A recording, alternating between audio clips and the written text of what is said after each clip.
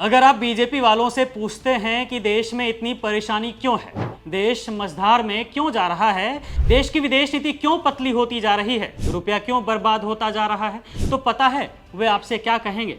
ये सब गलती नेहरू की है। और अगर फिर भी आप उनसे सवाल करते हैं कि मोदी जी अपना फकीरों वाला झोला उठाकर हर दूसरे दिन विदेश क्यों चले जाते हैं, हजारों करोड़ों रुपए खर्च क्यों करते हैं विदेशी यात्राओं पर, जबकि वे खुद देश के लोगों से कहते हैं कि विदेश यात्रा ना करो, विदेशी मुद्रा बचाओ, तो वे कह देंगे कि राहुल गांधी विदेश यात्रा पर बिना बताए क्यों जाते हैं, जबकि राहुल गांधी तो निजी यात्रा पर अपना पैसा खर्चा करते हैं। तब भी इनके पेट में मरोड़ें आ जाती हैं और अनर्गल बातें करते रहते हैं। हर दिन सवाल करते रहते हैं कि कहां गए, क्यों गए राहुल, बता के क्यों नहीं गए। अरे भाई, क्यों बताएं राहुल गांधी तुम्हें कि वो कहां जाते हैं, कहां नहीं जाते हैं? क्या दिन दिखवाओगे कि राहुल को कब जाना चाहिए विदेश यात्रा पर? हद है। बीजेपी प्रवक्ता संबित पात्रा ने 14 मई को एक प्रेस कॉन्फ्रेंस की थी राहुल गांधी की विदेश यात्राओं को लेकर। पात्रा का कहना है कि राहुल गांधी सीक्रेट ट्रिप पर जाते हैं। उन्होंने आंकड़ों का जाल बिछाने की कोशिश की, लेकिन सच तो यह है कि दुनिया राहुल गांधी को सुनना चाहती है और बीजेपी को बस उनकी लोकप्रियता से डर लगता है।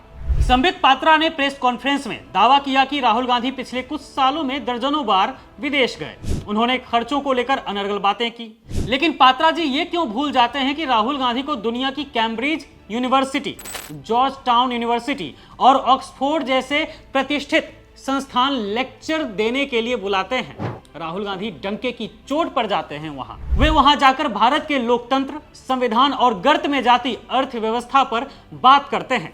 दुनिया के बड़े बड़े विद्वान उनके साथ बैठकर चर्चा करना चाहते हैं। अब इसमें राहुल गांधी की क्या गलती है कि मोदी जी को कोई बड़ा संस्थान व्याख्यान के लिए काबिल ही नहीं समझता है? तो खैर दोस्तों, संबित पात्रा ने अपनी प्रेस कॉन्फ्रेंस में आंकड़ों का जो मायाजाल बुना है वो भी सुन लीजिए। पात्रा जी बड़े जोश में कह रहे थे कि राहुल गांधी ने अपनी विदेश यात्राओं पर करोड़ों रुपए खर्च किए हैं। 50-60 करोड़ की बात कर रहे थे। उन्होंने दावा किया कि राहुल गांधी साल में औसतन 4 से 5 बार बिना बताए गायब हो जाते हैं। लेकिन पात्रा जी ये नहीं बताएंगे कि राहुल गांधी के पीछे आपकी पूरी ट्रोल आर्मी और खुफिया तंत्र लगा रहता है। अगर वे छुट्टी पर भी जाते हैं तो बीजेपी वाले लोग छिपकर उनकी फोटो खींचकर जनता तक पहुंचा ही देते हैं। तो फिर किस बात का सीक्रेट? कैसा सीक्रेट? असल में दर्द यह है कि राहुल गांधी को दुनिया के बड़े बड़े मंचों पर सम्मान मिलता है और दूसरी तरफ हमारे मोदी जी हैं जिनकी विदेश यात्राएं सिर्फ झप्पी पप्पी और ही खिखी तक